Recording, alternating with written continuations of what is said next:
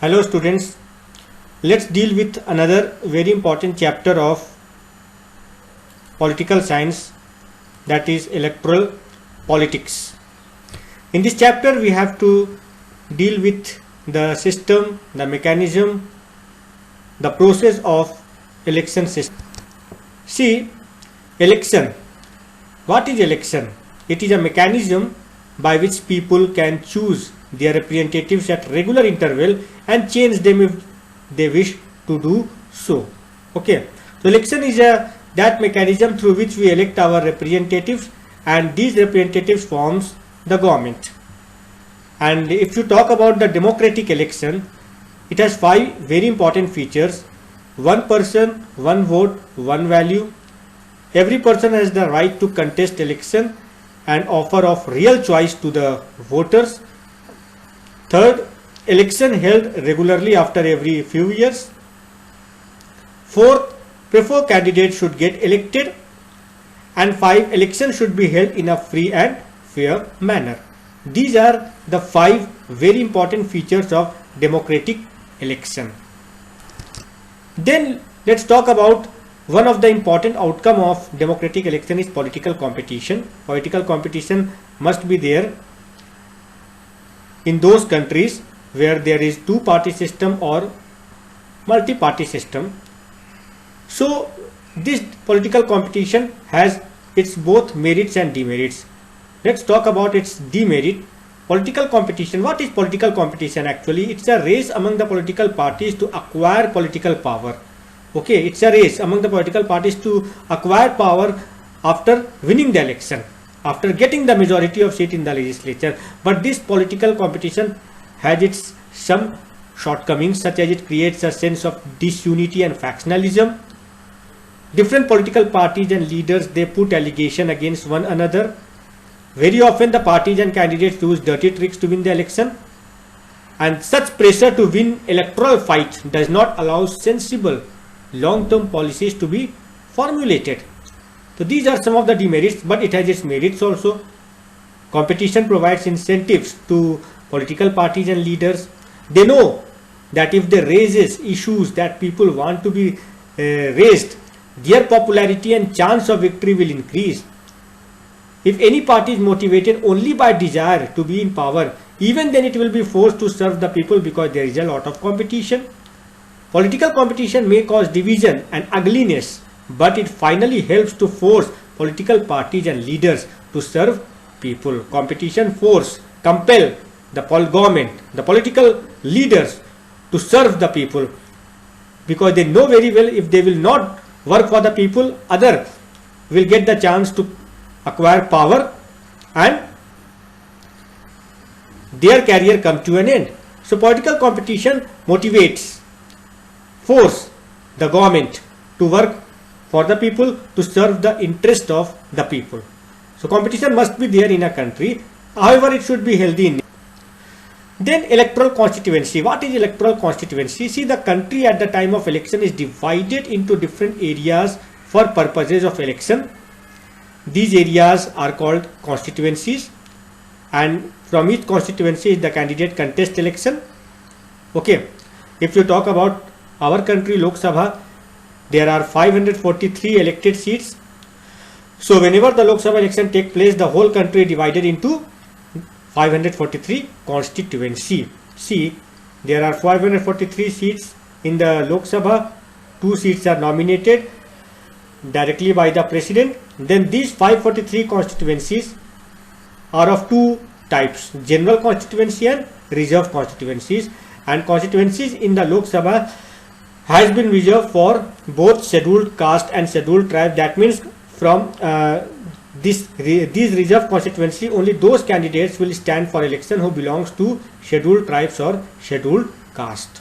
Okay, and from general constituency anybody can stand for election.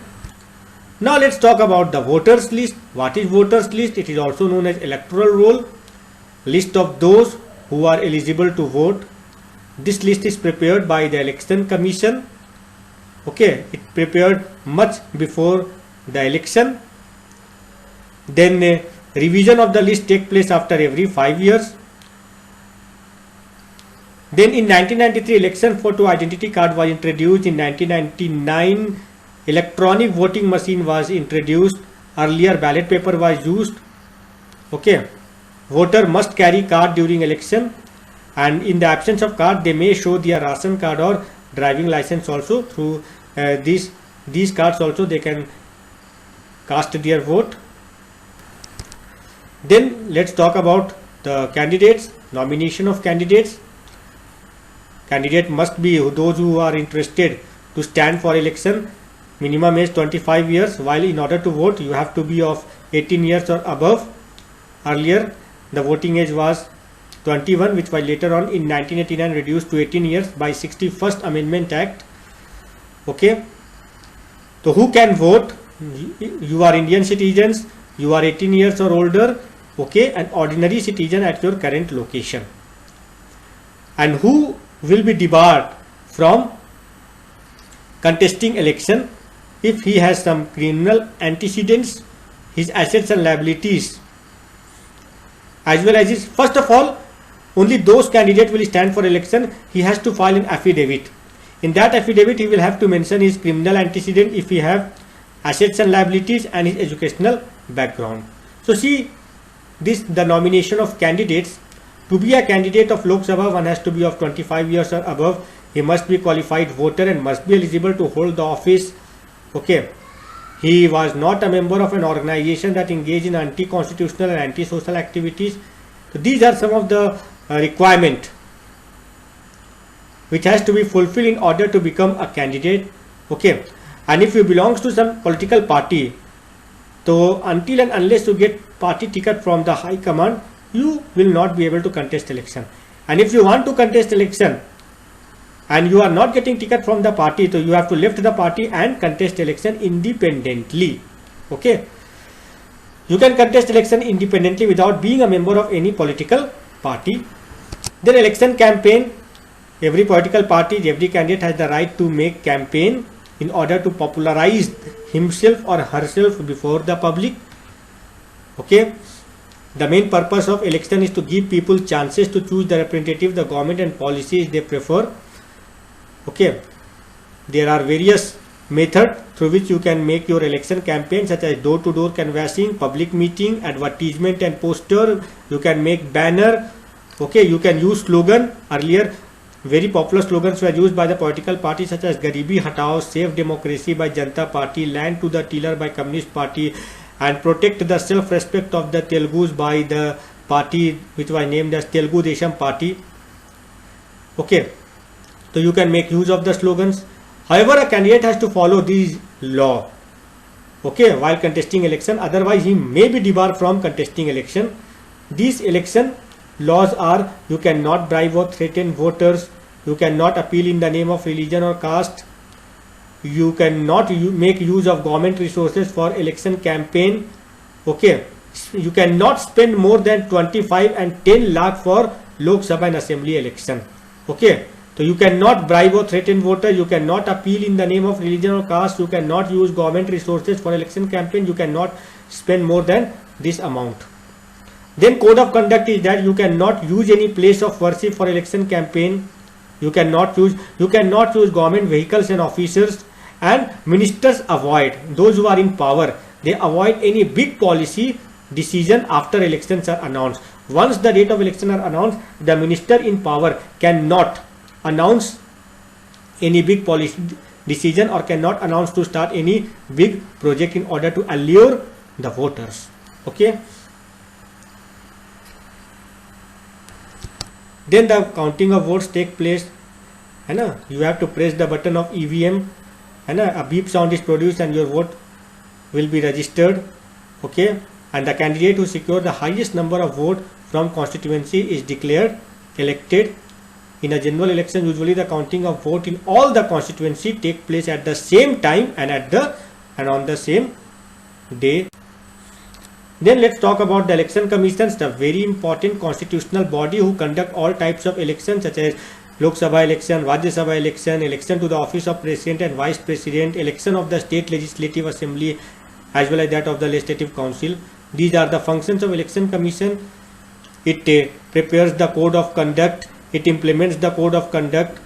It can also order the government to follow some guidelines to prevent use and misuse of governmental power. When on the election duty, the government officers work under the control of Election Commission. Election Commission also give advice to the President on some certain issues. Okay, these are some of the powers and functions of the Election Commission. An Election Commission is independent. It does not work under the control of any institutions or any organization or any organ of the government. And once Election Commission is appointed, he is answerable only to the President or government, not to anybody.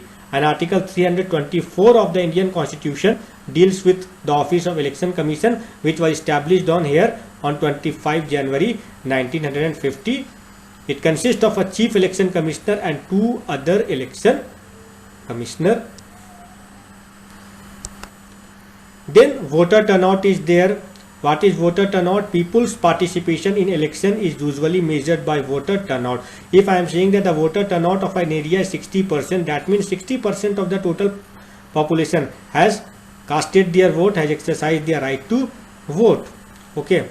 So this voter turnout indicates the percentage of eligible voters who actually cast their vote.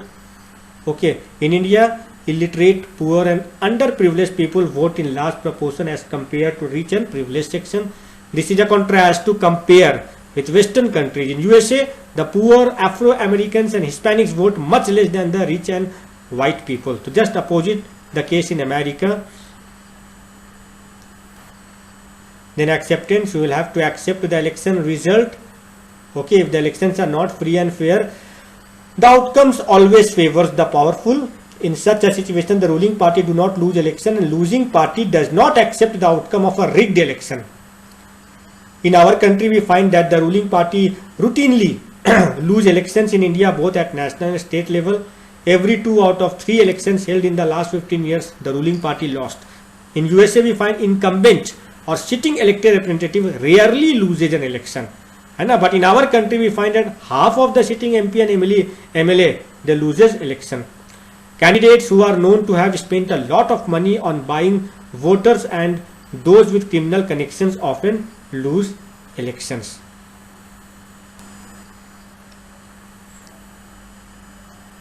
Then free and fair elections. There are some shortcomings of Indian electoral system, such as candidates and party with lot of money may not sure of their victory, but they enjoy a big and unfair advantage over smaller parties.